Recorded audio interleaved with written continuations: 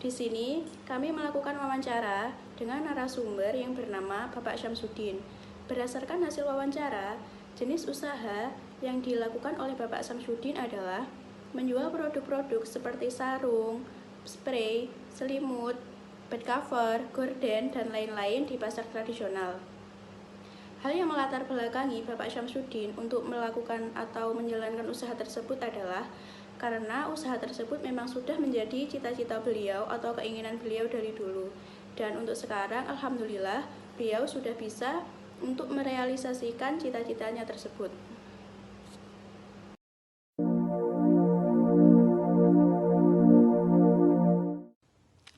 Usaha yang dilakukan oleh Pak Syamsuddin didirikan pada tahun 2008.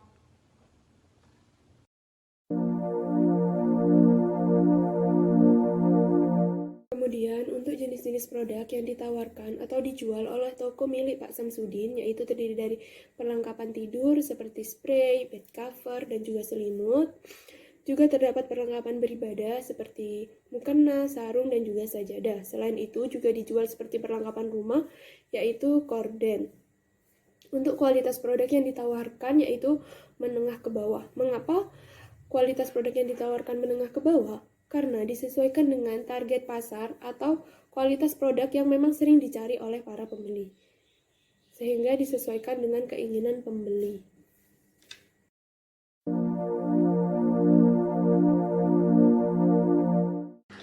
Target pasar dalam penjualan produk ini yaitu kebanyakan dari kalangan orang tua dan ada juga dari kalangan anak muda.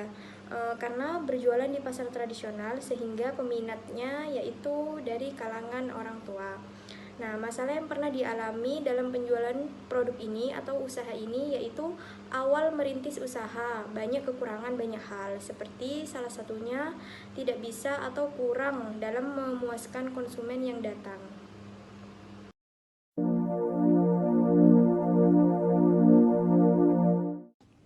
Hasil pendapatan dan penjualan perharinya yang didapatkan oleh Pak Syamsuddin biasanya paling sedikit mencapai 1 juta rupiah perharinya.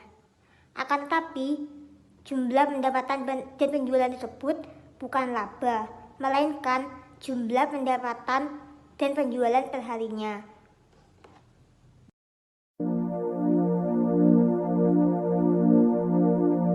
Dalam berbisnis, Pak Syamsuddin dibantu oleh istrinya.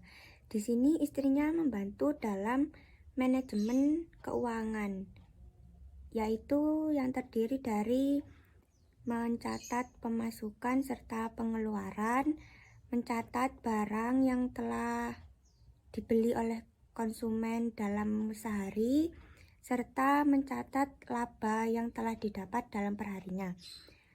Kemudian, cara mengatur waktu dalam mengatur semua hal yang ada di dunia bisnis Pak Syamsuddin. Di sini Pak Syamsuddin ketika waktunya untuk membuka toko, ya Pak Syamsuddin membuka toko. Ketika Pak Syamsuddin telah lelah dalam seharian bekerja, tokonya akan ditutup. Dan ketika produk yang telah ada di toko tersebut menipis, Pak Syamsuddin akan membeli kepada juragannya. Ketika dalam berbisnis tersebut Pak Syamsuddin mengalami kelelahan, maka Pak Syamsuddin akan beristirahat sejenak. Di sini intinya dalam memanajemen waktu tersebut, Pak Syamsuddin mengatur waktu yang sekiranya dalam bisnis tersebut Pak Syamsuddin merasa nyaman dan enjoy dalam mengerjakannya.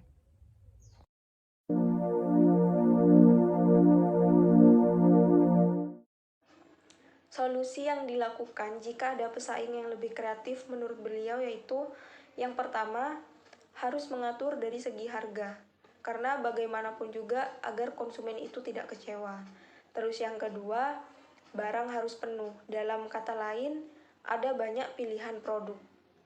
Terus selanjutnya itu stoknya juga harus banyak.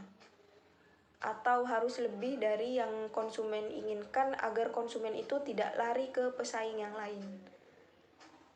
Selanjutnya, yang membedakan atau ciri khas usaha beliau dengan usaha orang lain dengan produk yang sama, yaitu dari segi harga. Karena jika dari segi barang itu tidak bisa dibedakan dengan yang lain. Karena ada dari satu pabrik atau satu produk. Dan beliau berkata, produk itu boleh sama, akan tetapi harga tidak boleh sama.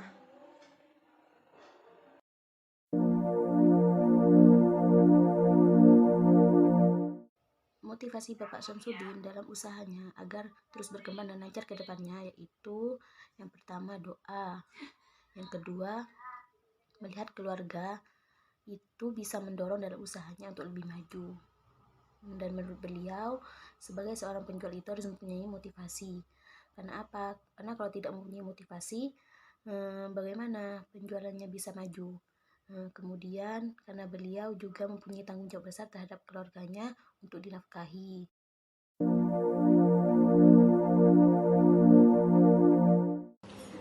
Harapan Bapak Syamsuddin ke depannya dengan dibuatnya usaha ini adalah yang pertama, harus lebih lancar lagi usahanya. Yang kedua, harus semangat dengan adanya usaha yang sudah lancar untuk saat ini. Yang ketiga, harus lebih enak lagi dalam berdagang dan berusaha. Serta tidak boleh mengecewakan konsumen. Karena untuk saat ini Bapak Syamsuddin sudah dipercaya oleh konsumen-konsumennya.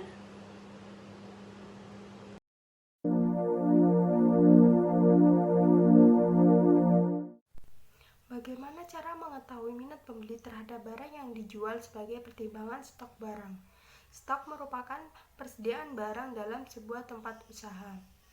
Berdasarkan wawancara dengan Pak Syamsuddin, beliau menyampaikan, untuk barang-barang yang paling diminati oleh pembeli, sebagai penjual harus menyediakan stok barang lebih banyak. Sedangkan untuk barang yang memiliki sedikit peminat, sebagai penjual kita harus menyediakan stok tetapi dalam jumlah yang cukup.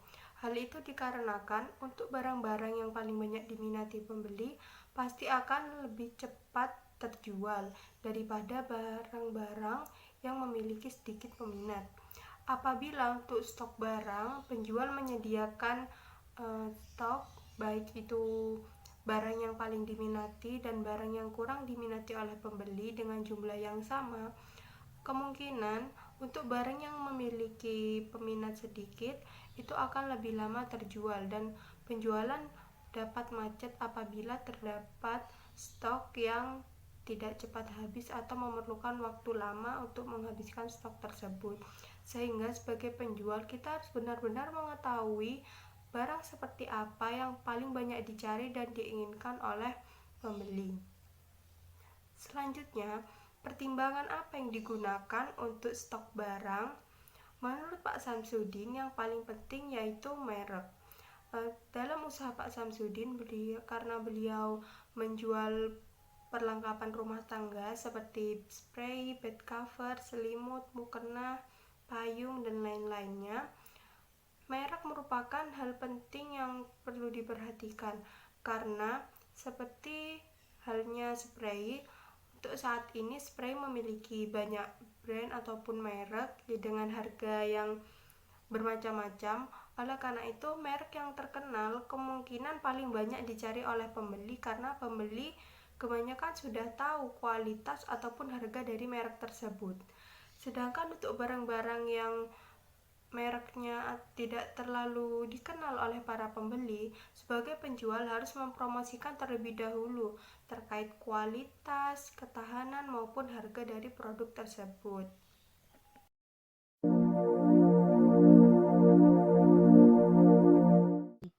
Dan dalam menghadapi pesaing, strategi yang Bapak Syamsuddin terapkan dalam berjualan yaitu yang terpenting harus bisa main harga kepada konsumen dengan pesaing yang lebih kreatif. Harus ramah dan tidak boleh marah-marah terhadap konsumen dan harus banyak stok. Artinya tidak boleh mengecewakan konsumen.